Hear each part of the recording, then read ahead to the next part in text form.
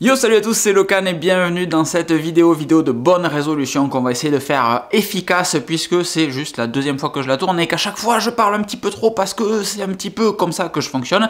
Vidéo de bonne résolution, c'est un exercice que j'aime beaucoup, que j'ai fait avec vous les différentes années précédentes, sauf l'an dernier, et ça se ressent un petit peu puisque l'année 2022 elle a été quand même pas mal chaotique. Je m'étais juste fixé des objectifs pour le site, essentiellement, grossièrement même, et en dehors de ça, dans la vie perso, pro, etc., aucun objectif. C'était compliqué en début d'année, je me cherchais professionnellement, j'avais eu beaucoup de changements en début 2022 et ça m'est même totalement sorti de la tête de faire des bonnes résolutions, de fixer des objectifs, etc. C'est pas le cas cette année en 2023 puisque je partage avec vous aujourd'hui mes bonnes résolutions et mes objectifs dans différents secteurs. La vidéo est chapitrée et vous pouvez avancer au chapitre qui peut vous intéresser plus ou revenir sur les autres, etc. en fonction. En introduction, je pense qu'il est important de préciser la difficulté de fixer des objectifs ou des bonnes résolutions en début d'année puisque vous avez 12 mois pour évoluer et que je vous le souhaite, vous allez évoluer au cours de cette année en fonction de ce que vous allez réaliser, en fonction de ce que je vais réaliser, moi aussi personnellement, puisque cette vidéo isole about me. Les objectifs que je vais fixer aujourd'hui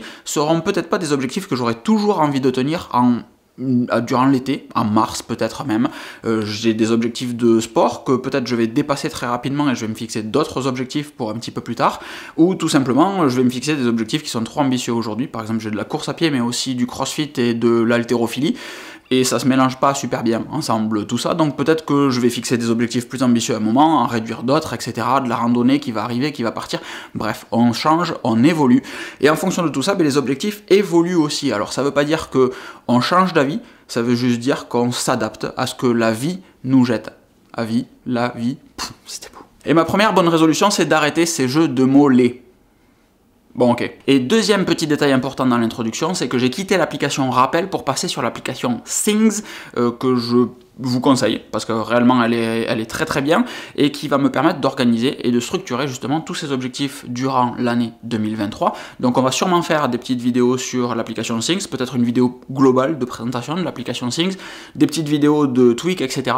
Et voilà, c'était juste pour vous dire ça, puisque je vous ai fait pas mal de vidéos sur l'application Rappel. Aujourd'hui j'utilise Things, donc si vous voyez du Things apparaître, bon, à la place des rappels, soyez pas surpris, ça vient de là. On attaque avec la partie perso. Si je devais résumer très rapidement le mindset pour l'année 2023, ça serait être curieux et apprendre davantage. C'est-à-dire que quand je trouve quelque chose d'intéressant qui attire ma curiosité, je mets régulièrement, quasi automatiquement, un rappel dans l'application Things ou Rappel, c'est pour ça que je vous parlais de Things, pour regarder ça un petit peu plus tard à tête reposée. Souvent c'est au détour d'une conversation avec quelqu'un, ou quand la dernière fois, quand je suis parti en voyage, il y avait des urinoirs à Copenhague, il y avait des urinoirs sans eau. Bon, et j'ai mis un rappel pour chercher comment fonctionnent ces urinoirs sans eau. J'ai toujours pas pris le temps de me mettre sur ce rappel pour regarder, mais je sais que c'est un truc qui m'intéresse et j'y reviendrai à un moment. Donc rester curieux, c'est ça, c'est se mettre des rappels pour les différents trucs qu'on veut creuser, prendre 2, 3, 5 minutes pour un truc intéressant. Si c'est encore plus intéressant qu'on pensait que ça serait intéressant, et bien à ce moment-là, je me bloque un Pomodoro dans mon calendrier. Je fonctionne vachement avec la méthode Pomodoro depuis quelques temps, je vais vous expliquer pourquoi après. Et ce Pomodoro, donc de 25 minutes, me permet de creuser un petit peu plus. Si c'est plus intéressant qu'un Pomodoro entier, généralement je mets plusieurs Pomodoro pour creuser le truc, et si c'est aussi intéressant, il y a de très fortes chances que vous ayez une vidéo dans la foulée. Le premier sujet, le plus important en réalité, c'est d'économiser autant que possible durant cette année. Alors quand je dis autant que possible, je veux pas me priver de voyage, je veux pas me priver de sorties, même si je sors peu, mais d'interactions sociales, de restaurants, ce genre de petites choses, mais économiser autant que possible pour arriver à une épargne très solide, une épargne de précaution très solide, une épargne d'investissement très solide également, sur un PEA, pour ensuite faire rentrer en compte le principe des intérêts cumulés, des intérêts qui font eux-mêmes des intérêts, qui font eux-mêmes des intérêts, qui font eux-mêmes des intérêts, ce qui m'amène ensuite à mon deuxième point, de déménager d'ici. Ça serait réellement un truc assez stylé sur 2023, d'acheter ma propre maison. Je suis locataire ici, et si j'ai besoin de faire un apport pour l'achat de cette maison, le taux des crédits et le statut de l'immobilier étant ce qu'il est aujourd'hui, ça serait bien d'avoir justement suffisamment d'épargne pour pouvoir mettre un apport assez satisfaisant dans le crédit et ne pas louper à côté, ne pas passer à côté de la maison de mes rêves. Le premier point, il est donc essentiellement financier. Le deuxième point, qui pour autant est le point le plus dur à mettre en place, économiser c'est facile entre guillemets, le deuxième point qui réellement pour moi moi est un vrai gros challenge, mais qui pourtant n'arrive qu'en deuxième position, c'est le fait de récupérer du temps. Alors qu'est-ce que j'entends par récupérer du temps? C'est littéralement ne plus en perdre quand je suis devant l'ordinateur, quand je fais quelque chose, etc. J'ai une forte tendance à avoir l'esprit qui part dans tous les sens quand je fais quelque chose. Ça se ressent dans beaucoup de vidéos et c'est pour ça que je retourne cette vidéo, parce que souvent je pars trop loin. Et donc j'essaye de me concentrer pour faire des vidéos plus efficaces en restant sur le sujet, ce que je ne suis pas en train de faire là. Et donc quand je suis devant un ordinateur, j'ai ça qui me vient en tête, ah je vais chercher, ça me prend 30 secondes, je vais aller le chercher. Et puis mais c'est vrai que ça m'a fait penser à ça. Bref, et un cheminement d'idées, sur un Pomodoro de 25 minutes, je peux sans aucun souci passer 20 minutes à faire autre chose que ce que j'avais prévu au début, comme l'écriture de l'article qui a donné cette vidéo. Et c'est juste profondément chiant. Et c'est donc pour ça que je retravaille à nouveau en Pomodoro depuis quelques jours à peine, parce que ça me permet de réellement me concentrer pendant 25 minutes à fond sur un sujet. La rédaction d'un article par exemple, en soi ça prend pas tant de temps que ça, d'écrire un article, de tourner une vidéo, etc. Il faut juste être putain de focus dessus et arrêter de partir dans tous les sens. Donc j'ai un petit cahier à côté, je note ce qui me passe par la tête, etc. Ou si j'attends que l'ordinateur fasse quelque chose, comme quand je vais faire le montage de cette vidéo et lancer l'export, au lieu de traîner sur l'ordinateur, etc., j'ai une Kindle. Je crois qu'elle est sur mon bureau justement, et je prends cette tablette et je lis quelques lignes. Alors en ce moment je lis How to Build a Second Brain, c'est plein de petits chapitres, donc c'est juste très facile de lire quelques lignes et de revenir sur la tâche qu'on était en train de faire une fois que ça s'est terminé. Donc j'essaye de me trimballer la tablette partout pour lire un petit peu plus. C'est un autre objectif, je m'étais fixé de lire 30 livres durant l'année 2023, et le souci avec les objectifs comme ça, chiffrés, c'est qu'une fois qu'on a atteint l'objectif, eh bien, il n'y a plus rien en fait. L'objectif est atteint, c'est terminé. Je préfère me concentrer sur le processus qui est de récupérer du temps et de lire davantage. Si j'arrive à 30 livres, évidemment c'est génial. Si je dépasse 30 livres, j'aurai toujours la concentration du processus. Récupérer du temps et pour pouvoir lire davantage, ou juste me reposer, faire une sieste ou ne rien faire, c'est très bien aussi. Mais arrêter de perdre du temps parce qu'à la fin de la journée, j'ai la sensation réellement d'avoir perdu du temps. Et ça c'est pas cool. Un autre sujet qui est pas super important mais qui me plaît, c'est de reprendre l'harmonica. Ça fait des années que j'ai pas joué d'harmonica et j'aimerais réussir à sortir 1 heure par semaine, donc en récupérant du temps encore une fois, pour me mettre au bureau devant YouTube et réapprendre à jouer de l'harmonica. 1 heure par semaine, ça serait déjà 1 heure en plus que ce que j'ai fait jusqu'à maintenant, donc ça serait réellement royal. C'est un truc qui me plaît, j'ai toujours adoré l'harmonica depuis tout petit et j'aimerais juste consacrer un petit peu de temps à jouer d'un instrument, en l'occurrence de l'harmonica. Et la suite de cette liste personnelle, elle tient en quelques tirés. Faire un bivouac dans la neige, je vous l'ai déjà évoqué à différentes reprises, même si j'ignore si ma tente est compatible. C'est pas une tente 4 saisons, je crois, c'est une 3 saisons. Je sais absolument pas si je vais mourir de froid à l'intérieur, si elle sera suffisamment étanche pour que je la mette dans de la neige. J'en sais rien du tout, il faudra que je creuse, mais c'est un truc que j'aimerais faire, un bivouac dans la neige. Faire un voyage longue distance en solo. Je vais à Montréal en mai, ça fait également partie de ma liste voyage, et y aller tout seul. Juste voilà, partir tout seul, c'est un truc qui me fait peur, pour être très franc avec vous. Je sais pas pour quelle raison, mais chez moi c'est un blocage, et partir seul est un challenge. J'ai envie de me challenger, j'ai envie de faire ça et d'aller à Montréal seul en mai. J'aimerais également faire un voyage avec uniquement le 35 mm. Quand je pars en voyage avec l'appareil photo que j'ai là, je prends toujours un 24-70 f2.8 de marque Sigma pour ceux que ça intéresse. Et c'est la solution de facilité parce que c'est un zoom, parce que 2.8 ça propose une ouverture satisfaisante, etc. C'est très très cool. J'aimerais me mettre en difficulté également et challenger la focale que je préfère, l'objectif que j'adore, c'est un 35 mm f1.4 chez Sigma également. Et j'aimerais juste me mettre en situation de challenge, me jeter un défi de partir et de ramener des photos qu'avec un 35 mm, parce que c'est une focale parfaite pour faire du reportage, et juste que parce qu'un 24-70 c'est plus confortable, j'amène à chaque fois un 24-70, non, pas avec un 35 mm. Donc ça sera peut-être sur un tout petit voyage, je pense pas que je prendrai le risque, entre guillemets, de partir à Montréal uniquement avec ça, mais sur un tout petit voyage, sur un week-end, partir avec le 35 dans une ville que je ne connais pas, et shooter au 35. J'aimerais ensuite dépasser les 100 mots par minute en saisie au clavier. Alors c'est tout sauf smart comme objectif. Si vous connaissez pas la méthode SMART, ça sera forcément un sujet de vidéo, donc je vous laisse le dire dans les commentaires, ou pas en fait, vous faites bien ce que vous voulez, mais il faut rendre cet objectif accessible et quantifiable, accéder à 100 mots par minute. Actuellement je suis à 60 à 65 mots par minute, mais comme je saisis du texte toute la journée sur mon ordinateur, si je passe de 60 à 100, je double presque ma productivité. Réellement c'est assez linéaire en fait, si je tape plus vite, je suis plus efficace au travail, et ça sera le seuil à partir duquel je taperai aussi vite que je penserai à peu près. Et ça, c'est vraiment, vraiment, vraiment cool. Donc, j'ai trouvé des sites sur lesquels je peux travailler un petit peu. Si vous en avez, n'hésitez pas à les mettre dans les commentaires, si vous avez des méthodes, etc. pour ça. Parce que réellement, c'est un objectif que je dois rendre smart en pratiquant peut-être un quart d'heure, 20 minutes par jour, ce genre de choses, mais c'est un truc à faire. J'ai ensuite mis parler espagnol. Alors, c'est un truc qui est tout sauf smart, lui aussi, mais surtout que je traîne depuis des années. Et j'utilise une application qui s'appelle Mozalingua, qui est oufissime.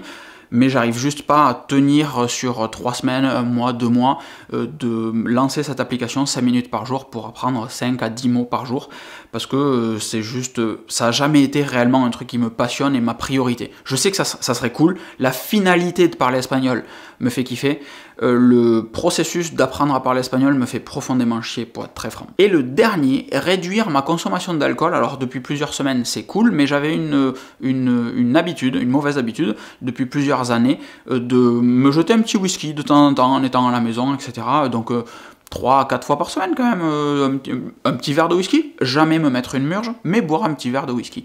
C'est cool, ça fait plaisir, c'est agréable, machin tout ça, mais l'alcool c'est pas ouf pour la santé, et quand ça devient aussi régulier que ça, je suis pas certain que je l'appréciais réellement. Ça fait plusieurs semaines que je n'en bois plus, que j'ai plus d'alcool à la maison tout simplement, et par contre les fois où je sors, je bois une petite bière, ou 2 bières, ou 3 bières, ou 4 bières, ou on s'en branle en fait du nombre de bières en parlant poliment. J'essaye de ne boire qu'une fois par semaine, maximum. Toujours sous forme de liste pour être un petit peu efficace, viennent ensuite mes objectifs sportifs. Le premier, c'est claquer un squat à 180 kg. Je m'étais fixé 170 kg, mais je l'ai passé cette semaine, donc je suis beaucoup trop content.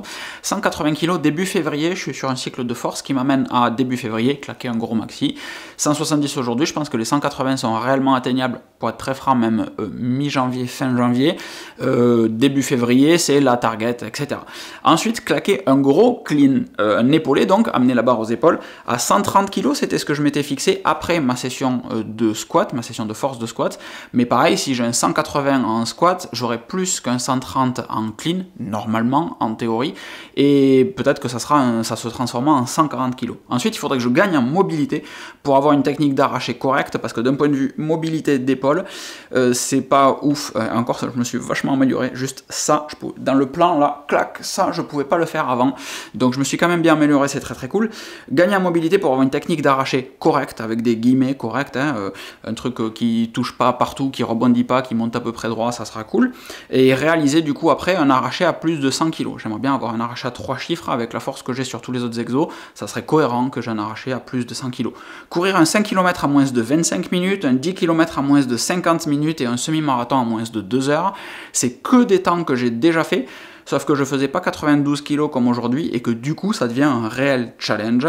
Réaliser un carène en moins de 7 minutes, un carène pour les non-crossfitters plutôt, c'est un wall ball, une balle qui fait cette taille-là, à peu près, ça vous parle pas, mais une grosse pastèque, et qui fait 9 kg, il faut l'envoyer en hauteur, claque 150 fois, en moins de 7 minutes, donc encore une fois, 7 minutes c'est pas ouf en termes de performance, mais je le fais en 10 minutes aujourd'hui parce que j'ai juste pas de poumons, je suis gros enfin quand je bouge en fait je suis lourd donc je m'épuise vite et sur un mouvement qui est très complet comme ça, musculairement je pompe beaucoup de sang pour rien, donc je me fatigue. Donc un carène en moins de 7 minutes ça serait stylé, faire le tour du Mont Blanc en randonnée, ça serait un truc vraiment vraiment vraiment cool, pareil ça fait plusieurs années que j'y pense, que je me dis ah tiens ça peut être bien, etc. J'en parlais avec un collègue de boulot il n'y a pas si longtemps que ça, qui l'a fait, qui m'a dit que c'était exceptionnel, et ben en fait go, il faut y aller à un moment. Et avec Mathieu, si tu regardes cette vidéo, il faut qu'on planifie ça, faire l'ascension du Mont Blanc, donc là il faut qu'on s'organise, il faut qu'on discute avec Mathieu, il faut qu'on voit quelle préparation il faut qu'on mette en place pour transformer cet objectif en truc smart.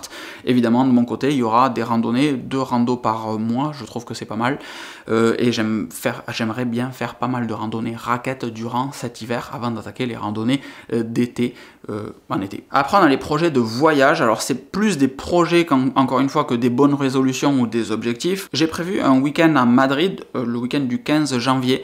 Ça m'emballe pas. J'ai pris les billets d'avion, j'ai réservé l'hôtel. L'hôtel, je peux l'annuler, les billets d'avion, ils seront perdus. Mais ça m'emballe pas parce que quand, déjà, encore une fois, ça me fait flipper, entre guillemets, d'y partir tout seul. Je me dis, oh mon Dieu, je vais me perdre, je vais pas trouver l'aéroport ou l'hôtel, enfin bref. Et surtout quand je planifie, quand je regarde ce qu'il y a à visiter à Madrid, ben ça m'emballe pas plus que ça en fait, très, très clairement. Et après c'est sûrement comme Barcelone, dont je suis tombé amoureux, j'y suis allé 5 fois en 2022, Et quand je regardais les trucs, ça m'emballait pas plus que ça, et pour autant, quand j'y suis, je suis trop bien. Donc peut-être que c'est pareil pour Madrid, à voir comment je me décide dans la semaine à venir. Si vous avez des bons plans pour Madrid, soit via le formulaire de contact, soit dans les commentaires de cette vidéo, j'apprécierais très fortement si vous arrivez à me motiver à partir à Madrid, encore une fois, ça serait très très cool. Ensuite, il y a un road trip vers Porto que je décale depuis des années, donc partir de Toulouse, longer, Bayonne, là, péter tout droit jusqu'en haut à gauche de l'Espagne, descendre sur Porto, revenir par Valladolid, etc. sur Toulouse, Colomiers.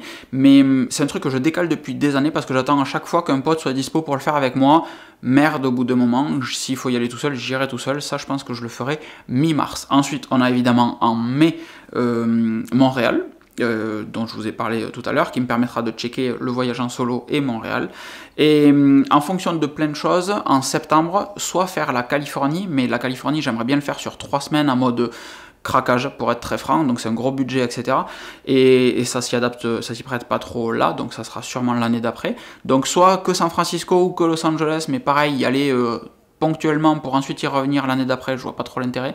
Si Montréal m'a bien plu, j'aimerais bien faire peut-être Vancouver en septembre pour aller faire davantage de randonnées, etc. là-bas, ou faire un autre voyage peut-être de l'autre côté, direction, je sais pas, Thaïlande, Japon, Australie, pourquoi pas. Et ça c'est en cours de réflexion, peut-être que je ferai rien du tout en septembre, mais j'ai cette idée au moment où je vous parle. Et ensuite on a les projets professionnels, alors là c'est encore plus particulier puisque j'ai jamais eu à me battre au travail pour obtenir des choses. Si je pars du principe que si on bosse bien, si on fait ce qui est attendu de nous, et bien en fait on obtient ce qu'on est en droit d'attendre. Ça semble assez zen comme approche, mais pour autant c'est ça. Il y a évidemment, je m'éclate dans le taf que j'ai actuellement, réellement, je fais beaucoup d'ITIL, d'Agile, de Scrum, c'est des trucs qui me passionnent vraiment. Il y a une grosse partie formation, ITIL 4, et Agile Scrum, que j'ai déjà demandé à mon employeur, qui normalement seront validés pour l'année à venir. Et si je veux m'améliorer, si je veux évoluer, et bien en fait c'est juste mettre les mains dans le cambouis, charbonner un petit peu plus tous les jours, et en fin d'année, il y aura les résultats les opportunités que je me serais moi-même créées. Voilà, c'est aussi simple que ça. J'ai une vision très pragmatique du monde du travail, plutôt que de demander. Si je pars du principe que si on a besoin de demander, c'est que soit on n'est pas dans la bonne entreprise qui nous valorise pas, c'est pour ça que j'ai démissionné de certaines boîtes dans lesquelles j'étais par le passé, je vous laisse regarder sur mon LinkedIn si ça vous intéresse, parce que quand on fait des choses exceptionnelles et qu'on a juste des « ouais, en même temps c'est ton travail », c'est qu'il y a un truc qui marche pas. Et si vous n'avez pas l'augmentation ou l'opportunité que vous attendez, c'est soit justement que vous n'êtes pas dans la bonne boîte, auquel cas il faut vous remettre, il faut avoir les couilles de démissionner et de partir et de faire autre chose, ou que en fait vous avez l'impression que vous donnez suffisamment et qu'en fait vous donnez pas suffisamment. Donc là il faut peut-être une discussion pour que tout le monde soit en phase et qu'on soit certain qu'on fournisse ce qu'on attend de nous, ou auquel cas réévaluer. Mais en dehors de ça, normalement le monde du travail c'est quand même assez facile quoi. On produit quelque chose et on nous paye pour faire ce quelque chose de la meilleure des manières possible. C'est aussi simple que ça. Et ensuite viennent les objectifs entrepreneuriaux, donc le site, pour faire être très franc avec vous. Je me suis pas fixé d'objectif particulier pour cette année suite à mon burn-out de décembre, la dernière vidéo que vous avez vue. J'ai explosé en plein vol littéralement, vouloir faire 3 vidéos par semaine, ça ne me va pas du tout. Donc on va essayer de rester sur une vidéo par semaine, le dimanche à 18 h. Si ça tient, c'est génial. S'il y a des dimanches où j'ai autre chose à faire, il n'y aura pas de vidéo, si je ne l'ai pas anticipé. Sinon j'essaierai de les anticiper, comme c'est le cas pour celle-ci. Mais un truc qui serait plutôt cool, c'est qu'on arrive à être 60 000 sur cette chaîne à la fin de 2023. Ça serait très très bien. J'ai envie de donner une nouvelle chance au podcast audio. Donc on va tourner 3 épisodes du podcast audio avec un pote qui s'appelle Marco. Je vous en ai déjà, je vous l'ai présenté même sur Instagram.